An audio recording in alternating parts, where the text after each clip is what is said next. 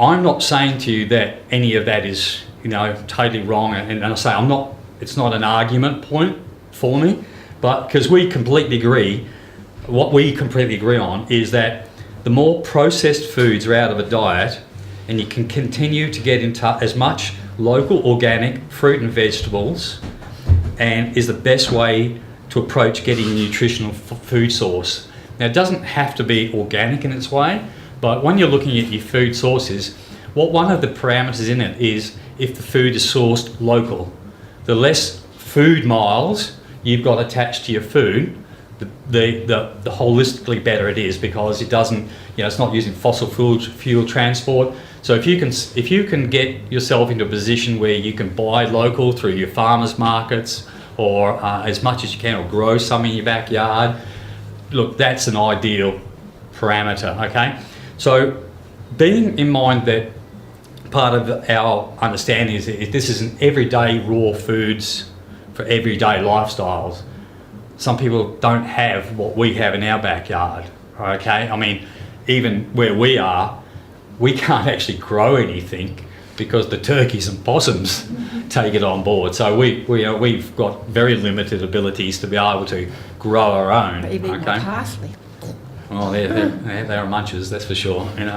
So what we're looking at then is that with this, our starting point here is what you can do to get yourself on the road for what we're calling a raw food lifestyle, okay? And that is to source your product local, to have a look at what bargains you've got in the area, okay? And if you can grow it, great, okay? If you are going to bring food into you, just think of the food mile cost to it and make your own decisions on it, okay? So now, so when we come back to the cooking temperature range, now within that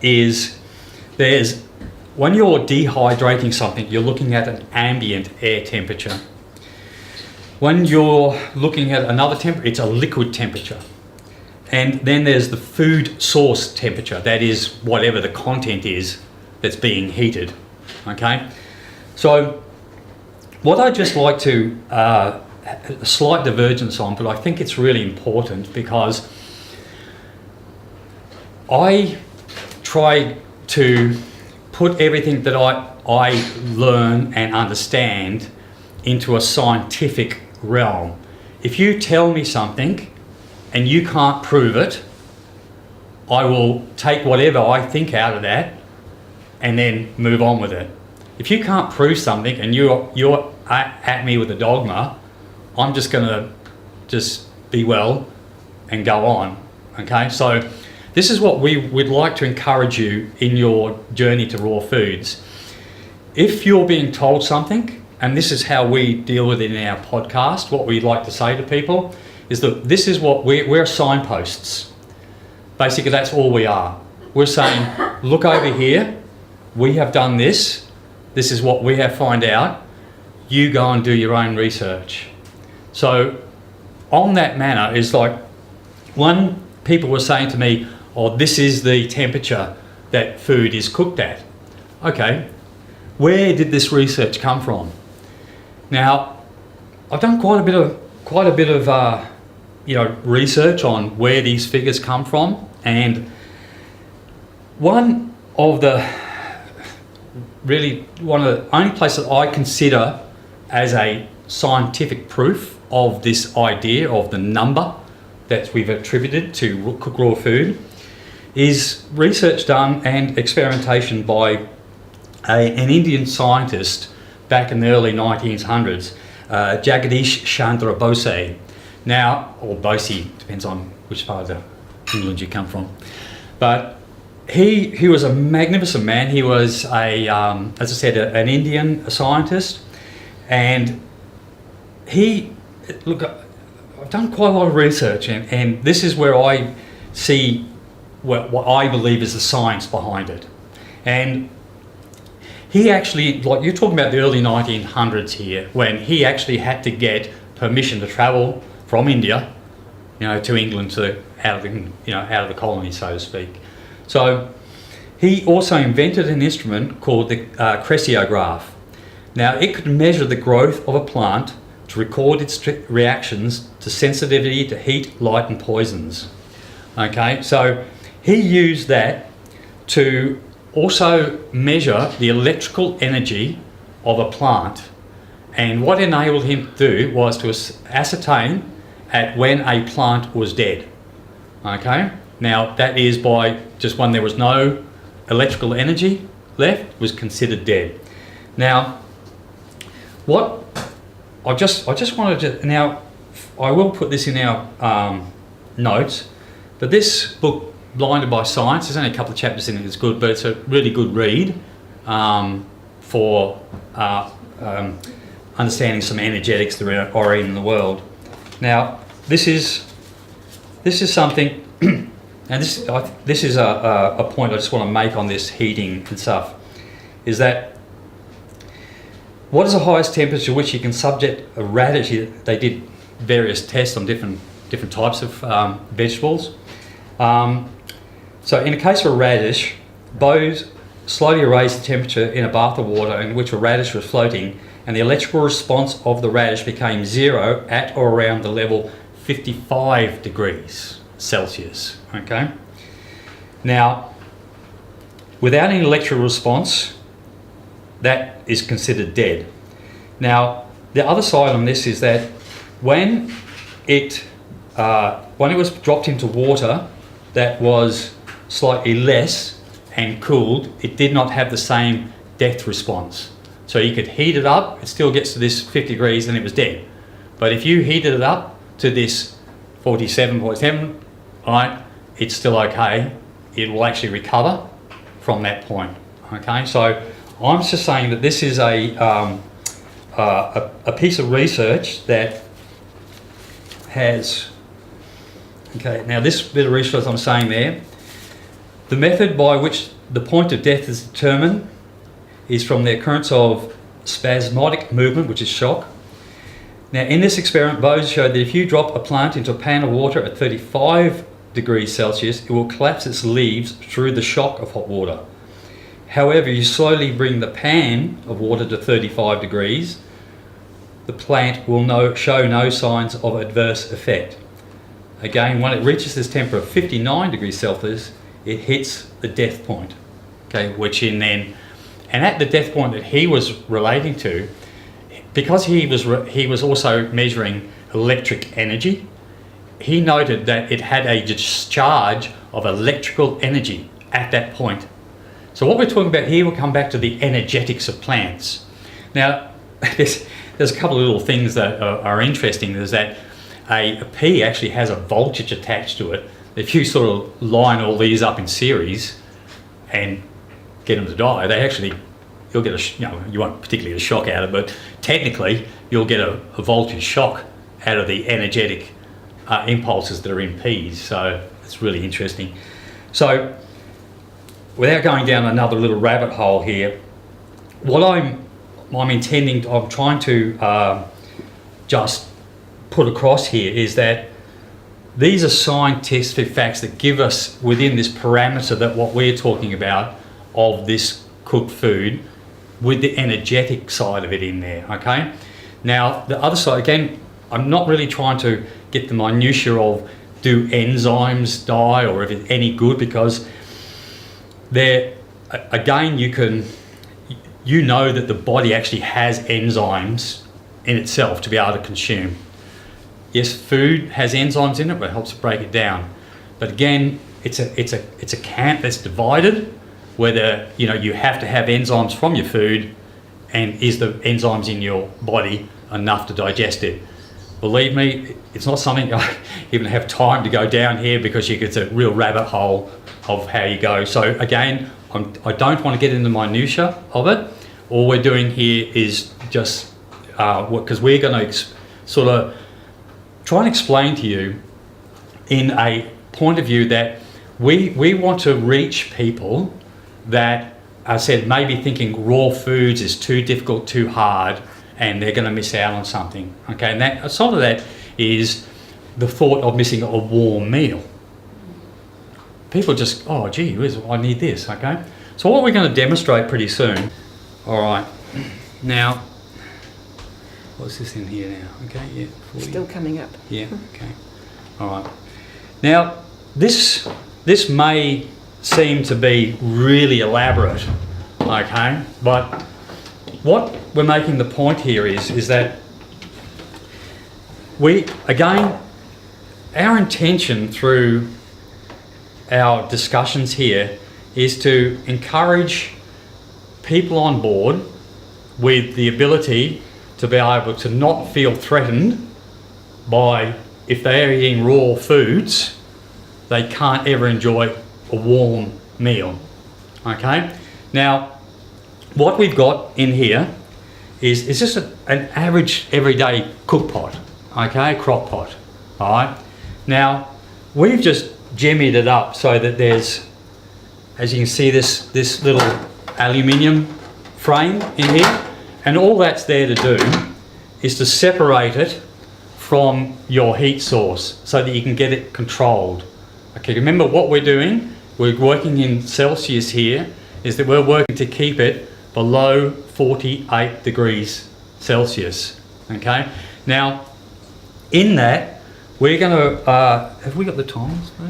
Yeah. Is that we're going to be examining that when you're looking at saying to yourself, so trying to work within your parameters of this heating, whether it destroys enzymes or which is the majority of what is said within a raw food understanding of cooking foods, is the denaturing of foods when it hits this 48 degrees Celsius. Now, within that, which is something I just meant to mention before, is that there's many stories about the enzymes, the acrylamides, and the death of food when cooked. A lot of information's come about how cooked foods are poison. It's just they are. If you've got high sugar, high fats, and you're grilling it on the barbecue and it's going brown, you've got all that stuff around it, yeah, those acrylamides are deadly. You know, that's what you don't want. But that's been like a portion of what's been grabbed and said, you know, cooked foods are deadly, okay? And that's what they're, you know, that is part of that meme that's there, okay? So what we're bringing it back to, if then the debate is that once it gets past 48 degrees, the enzymes are gone in a food, which makes it, you know, the denatured and no good for you. Well, what we would like to be able to show people is that, and again, just working with this idea that we are really, our intention is to bring people into a healthy REM lifestyle design and bring people in with the knowledge that, you know, you don't have to be only eating fruit. You don't have to be just eating raw carrot sticks, you know, for the rest of your life. You know, you don't have to be Bugs Bunny, you know. So we're not, in our discussions here, we're not trying to bash anything to make you believe something. What it is here is hopefully presenting to you with a scientific background, a way to do it, and then be able to, you know, feed you this food later, to taste it and to understand that, hey, if I'm a raw foodist and I have got this at under 48 degrees Celsius and the science is proving that the enzymes are still alive under 48 degrees, why can't I eat it? Yeah? So this is what we'd like to pour into you in this, what we're showing here.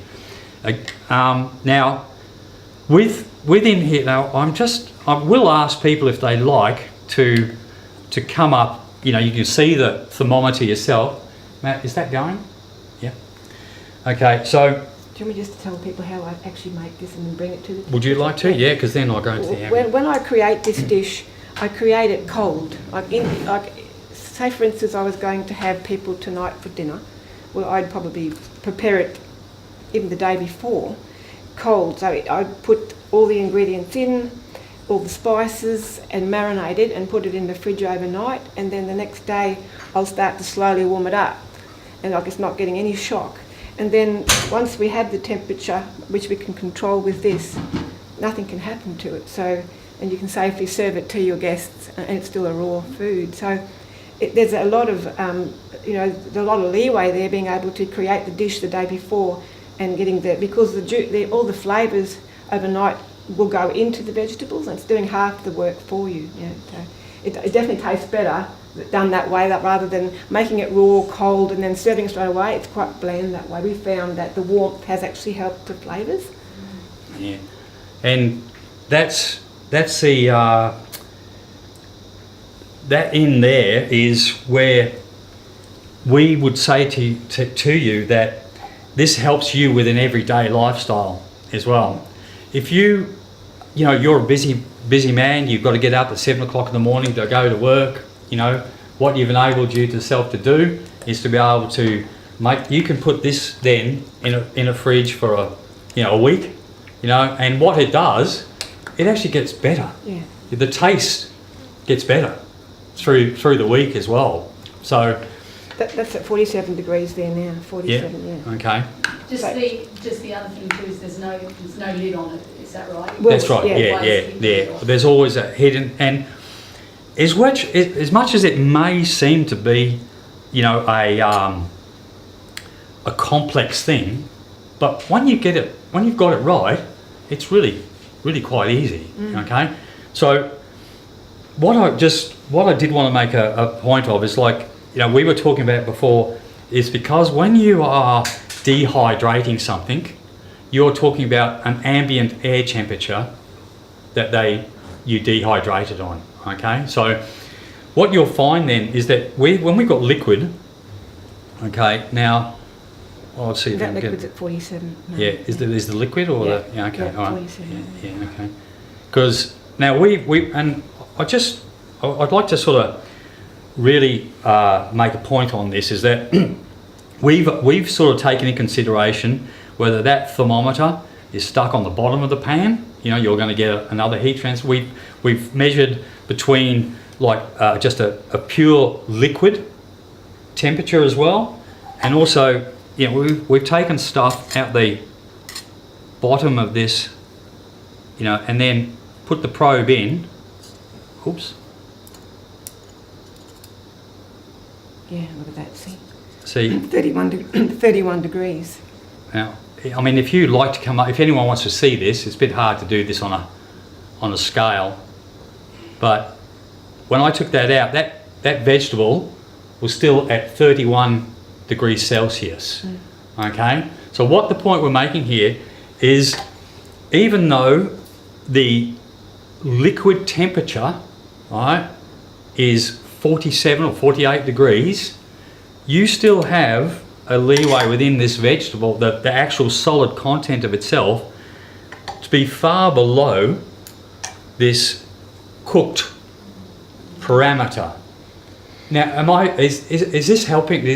Am I explaining this correctly, guys? Okay, because it's a really important thing to get the understanding that you can still have. Well, we'll serve this up later for lunch, and the difference beyond now, if you have eaten broccoli, well, obviously everyone has, that you have it as a sauce, it's still got that nice, crunch taste, and majority of this is the same. Yep. It's still got the same texture taste in it.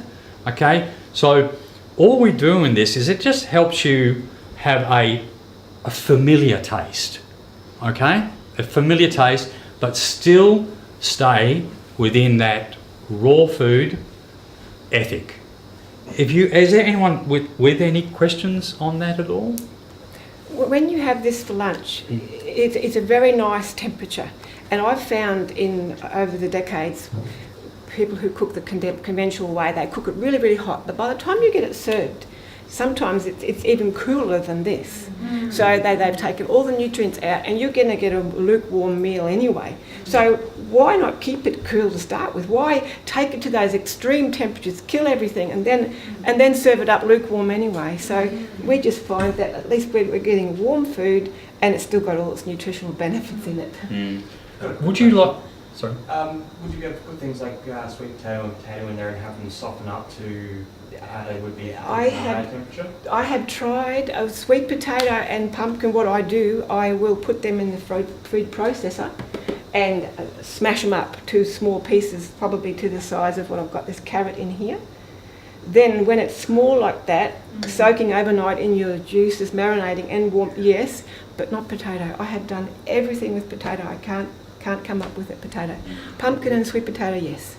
Yes. Nutritionally, your sweet potato yam is a better option for you anyway, you know. So we can also grate it, can't you? And that's another way to do that. This is actually like grated. The carrot in there is like grated. So yeah. Now, obviously, we can't put a thermometer in the grated stuff, but you know, I would assume that because we have a liquid temperature. Sorry, I'll step back in the shop. Because we have a liquid temperature that doesn't go beyond the 48 degrees, well then it can't get any hotter than that. Does that answer your question? Yes. Lucas? Yeah. Okay. I mean, even things like this, the raisins I've got in here, even just soaking them overnight, they take on the juices and they've released their juices. So marinating is a really good way to make the raw foods taste better.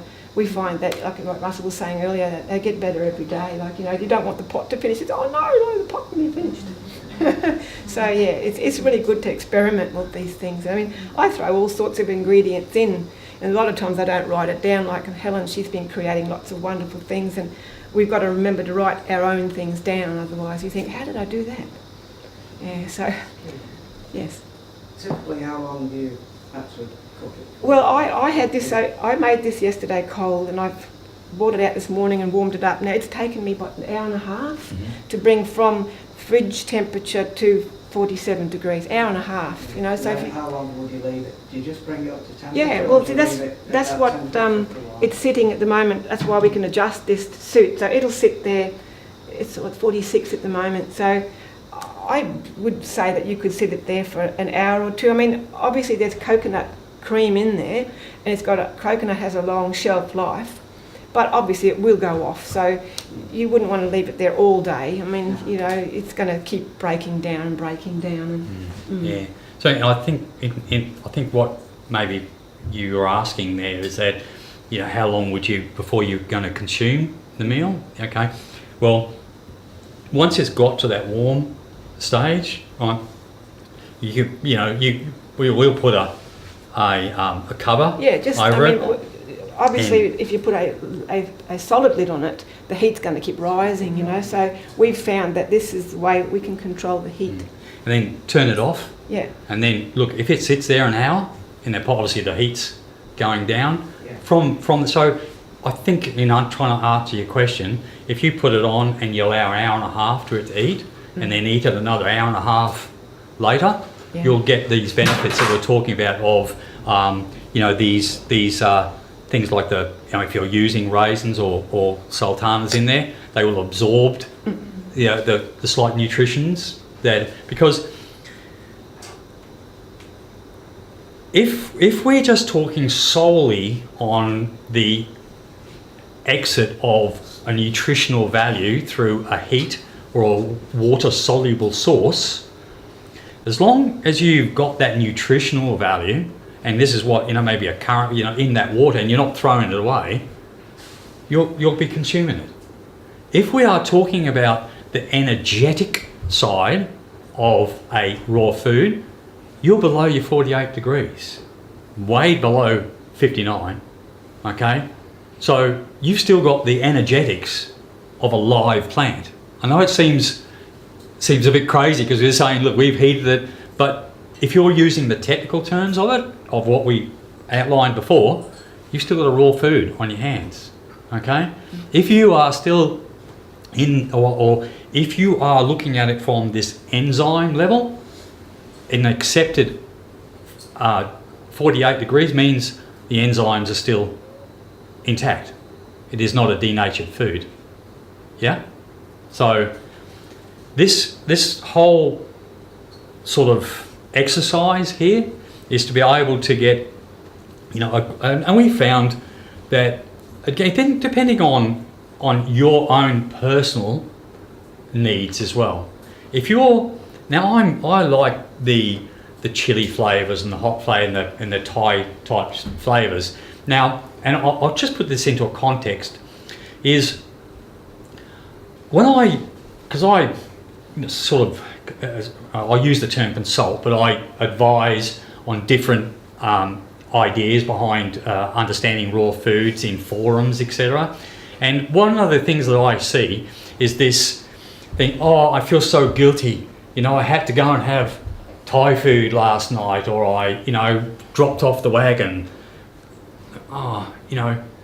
Sorry, but guilt, it's such a, negative energy. Why do you want it? Don't have it.